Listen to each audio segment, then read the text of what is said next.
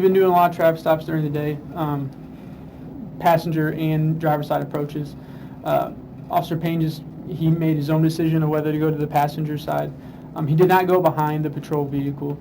He went in between the vehicles.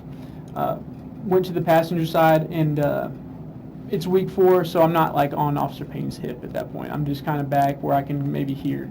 I saw him go to the passenger side of the vehicle, kind of look in or whatnot, and the next thing I knew, he ducked down and ran back towards me and was yelling gun, gun, gun, gun, gun in a panic.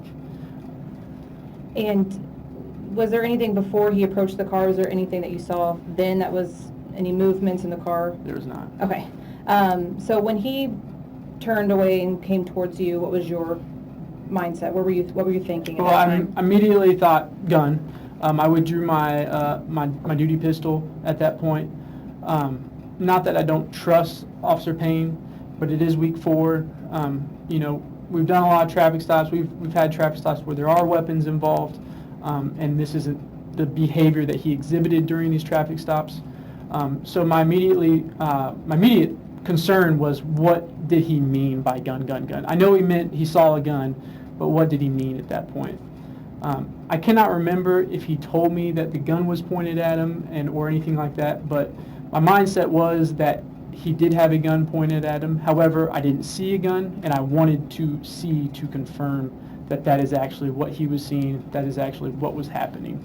I thought even to myself that I'm taking a terrible tactical advantage on this, but I moved to the side so I could try to see into the vehicle more, so see if I could see a gun and see what the driver was doing.